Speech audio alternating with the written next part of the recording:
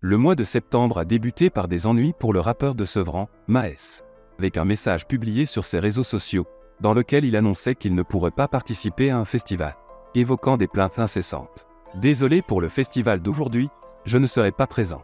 La plainterie n'est jamais finie. » La nouvelle de l'arrestation de Maes a immédiatement suscité une réaction de Booba, qui a partagé des vidéos de son rival sur son compte Instagram. Dans sa légende, Booba s'est montré sceptique, demandant à Maes de montrer les plaintes à son encontre. « Voyons Georget, tu nous montreras la plainte. On plainte que contre les infus-voleurs et les pointeurs nous, pas contre les faux voyous. Si c'est une mise en scène, c'est qu'il a peur de rentrer en France. » La querelle entre les deux rappeurs est loin d'être close. Booba a annoncé qu'il se rendrait bientôt à Paris, prêt à affronter Maes en face à face. Il a défié son rival, exprimant son intention de voir si Maes est à la hauteur de ses provocations. La tension entre les deux artistes ne montre aucun signe de s'apaiser, et leur conflit prend des dimensions de plus en plus personnelles. « J'arrive sur Paris Georget. On va voir si tu donnes des go. Donne tout ce que tu as, sale victime. » Nouveau rebondissement judiciaire pour Maes. Convoqué à Paris pour une affaire remontant à 2018, le rappeur originaire de Sevran a brillé par son absence à l'audience, entraînant le renvoi de son procès et le déclenchement d'un mandat d'arrêt à son encontre. Maes, qui n'a jamais caché son passé judiciaire, est devenu la cible de Booba, qui n'hésite pas à utiliser ses antécédents lors de leurs échanges conflictuels sur les réseaux. Le Duc a notamment publié des captures d'articles évoquant une affaire de stupéfiants survenue à Sevran, suggérant que Maes aurait été incarcéré après la découverte de près de 2 kilos de cocaïne lors d'un contrôle. Cependant, il semble que cette affaire ne soit pas la seule à laquelle Maes est confronté. Quelques semaines après son arrestation à Dubaï au début du mois de septembre, le nom du rappeur a de nouveau fait surface dans une affaire judiciaire. Le mardi 10 octobre, un mandat d'arrêt a été émis à l'encontre de Maes par la justice française. En effet, le rappeur français a brillé par son absence lors de l'audience à Paris, où il devait répondre de coups portés en 2018. Le tribunal avait demandé à comparution personnelle de M. Ali Georget. Ses excuses ne sont pas valables. La saga judiciaire continue pour Maes, qui devra désormais faire face à un mandat d'arrêt émis à son encontre. Effectivement, il semblerait que Maes ait avancé comme justification pour son absence à l'audience le fait qu'il devait assurer un showcase le lundi soir et qu'il avait plusieurs séances de studio prévues tout au long de la semaine. Néanmoins, l'avocate de Maes, maître Diane de Condé, a pris la défense de son client et a tenté de justifier son absence en expliquant que « il n'est pas à poursuivre ses responsabilités, ce n'est pas nécessaire d'émettre un mandat d'arrêt ». Elle a ajouté qu'on ne loue pas un studio le jour où on doit comparaître devant un tribunal, il savait que sa présence était indispensable. Malgré cette défense, le tribunal a estimé que la présence de Maes était impérative, et par conséquent, le procès a été renvoyé au 5 juin 2024. En attendant cette nouvelle audience, un mandat d'arrêt a été émis à l'encontre du rappeur. Maes est accusé de violence en réunion ayant entraîné 6 jours d'incapacité totale de travail à l'issue d'une altercation à la sortie d'un studio à Paris en septembre 2018.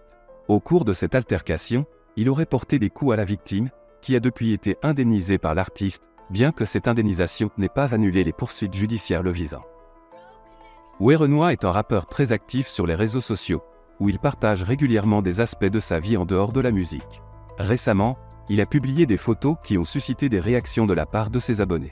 La raison de cette attention, sa superbe Lamborghini Urus, l'un des SUV les plus coûteux du monde.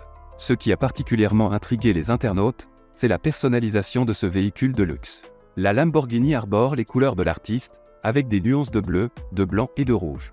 On peut également voir l'inscription « Paris » sur les côtés et le nom de l'artiste sur le toit. Avec une voiture aussi spectaculaire et une personnalisation aussi audacieuse, Werenoi ne passera certainement pas inaperçu. Cependant, tous les internautes ne sont pas d'accord sur cette transformation. Certains ont exprimé leur désaccord sur Twitter, commentant « Imaginez, vous achetez un Urus à 500 000 € et vous y apposez un motif PSG » ou encore « Il y a des riches qui ne méritent pas d'être riches, vous voyez ce que je veux dire ?» Plutôt discret sur le plan musical ces derniers temps, Damso prévoit un retour en 2025. En attendant, il a surpris sa communauté en annonçant la sortie de la version live de son projet, CAF Infinity, pour le 28 octobre 2023. Ce projet sera une nouvelle édition de l'original et comprendra 5 morceaux inédits, une excellente nouvelle pour les fans du rappeur belge. Récemment, Damso a partagé un site pour les précommandes, où le prix du projet a été dévoilé. Cette annonce a suscité quelques réactions mitigées de la part des fans. Certains ont exprimé leur mécontentement en se moquant gentiment de la situation. Par exemple, un internaute a taquiné Damso en faisant référence à son récent achat d'un camping-car en disant « 76 €, tu as besoin d'essence pour ta caravane, toi. Un autre a ajouté avec humour, tu veux rajouter des néons dans ta caravane ou quoi? D'autres ont partagé leur frustration en soulignant que le prix était assez élevé pour seulement 5 nouveaux morceaux, surtout lorsque certaines éditions précédentes du projet avaient déjà contenu de nouvelles pistes en vinyle. Le procès de NHD, qui a débuté le 4 septembre, a suscité l'attention des médias et des réseaux sociaux. Le rappeur est accusé d'être impliqué dans la mort d'un jeune homme de 23 ans, Loïc K., lors d'une altercation survenue dans les rues de Paris en 2018. Le rappeur a été accusé d'avoir participé au crime, en partie parce qu'il aurait été capturé par des caméras de surveillance sur les lieux du crime, et la voiture présente à cet endroit était la sienne. Le procès s'est prolongé jusqu'au samedi 23 septembre. Pendant le procès, MHD a maintenu son innocence, affirmant qu'il n'était pas présent lors de cette soirée tragique. Il a expliqué qu'il avait passé la soirée au bowling et était rentré chez lui en compagnie d'un ami dans une Smart. Pendant ce temps, d'autres personnes sont revenues à son quartier dans sa Mercedes, une voiture qu'il avait l'habitude de prêter. 3 de ces personnes étaient présentes au tribunal, tandis que 2 autres n'ont pas pu être identifiées par les enquêteurs. MHD a affirmé qu'il avait vu un attroupement autour de l'impasse où sa voiture était garée depuis la fenêtre de la chambre de sa petite sœur, et lorsqu'il avait regardé à l'extérieur, la Mercedes avait disparu. J'ai passé la soirée au bowling, puis je suis rentré à la cité des Chaufourniers dans une Smart avec un ami. Pendant ce temps, 5 autres personnes sont revenues à la cité dans ma Mercedes, que j'ai l'habitude de prêter. 3 d'entre elles sont ici, devant vous, aujourd'hui. Les 2 autres, Moa et Besbar, n'ont pas pu être identifiés par les enquêteurs. Après être revenus à la cité, j'ai discuté un peu avec des gens là-bas avant de monter chez moi. À un moment donné, j'ai remarqué par la fenêtre de la chambre de ma petite sœur qu'il y avait un attroupement autour de l'impasse où ma Mercedes était garée. Quand j'ai mis ma tête par la fenêtre, la Mercedes avait disparu. Malgré la condamnation à 12 ans de réclusion criminelle, l'artiste a décidé de faire appel de la décision du tribunal. MHD a été condamné à 12 ans de réclusion criminelle aux assises, une décision qu'il conteste. Malgré sa condamnation, l'artiste maintient son innocence et clame qu'il n'a pas été impliqué dans cette affaire qu'il qualifie de règlement de compte entre bandes rivales. MHD a donc décidé de faire appel de la décision de justice dans l'espoir qu'un nouveau jugement puisse lui apporter des nouvelles plus favorables. Depuis le début, je clame mon innocence dans cette histoire et je continuerai à clamer mon innocence dans une affaire de règlement de compte entre bandes rivales. La transformation physique d'Orelsan depuis ses débuts avec son projet, Perdu d'avance, en 2008 est notable, mais elle a été influencée par le réalisateur David Tomaszewski.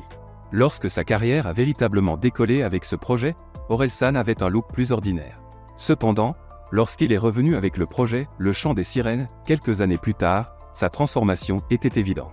David Tomaszewski, réalisateur et collaborateur d'Orelsan, a joué un rôle clé dans ce changement. À cette époque, j'étais davantage son diététicien, plus que son réalisateur. J'ai été le coup de pouce de cette transformation. La première idée, c'était pour qu'il soit un peu plus caméléon.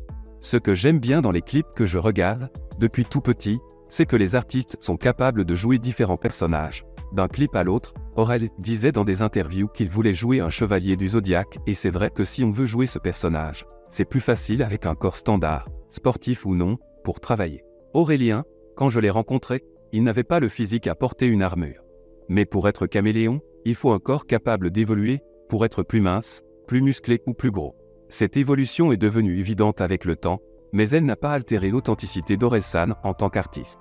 Bien que son apparence ait changé, il a toujours continué à se concentrer sur sa musique et son art plutôt que sur son image. David Tomaszewski, le réalisateur qui a travaillé avec Orelsan, a révélé les dessous de la transformation physique de l'artiste. Il a expliqué que cette transformation était liée à la direction artistique du projet, Le Chant des Sirènes, entre 2010 et 2012. À cette époque, la maison de production d'Orelsan, Wagram, avait demandé à David de s'occuper de cette direction artistique. David Tomaszewski avait pour objectif d'attirer un public plus large en modifiant l'image d'Orelsan pour qu'il corresponde davantage au canon de beauté classique. Il voulait que l'artiste ait un aspect plus séduisant et esthétiquement plaisant pour le public.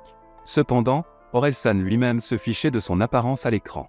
Même si certaines personnes du milieu ont commenté sa transformation en le qualifiant de « beau », ce n'était pas une priorité pour lui. Il a toujours privilégié sa musique et son art plutôt que son image. Fidèle à sa personnalité authentique, Orelsan a su séduire son public sans se concentrer excessivement sur son apparence, et il continue de rencontrer un grand succès.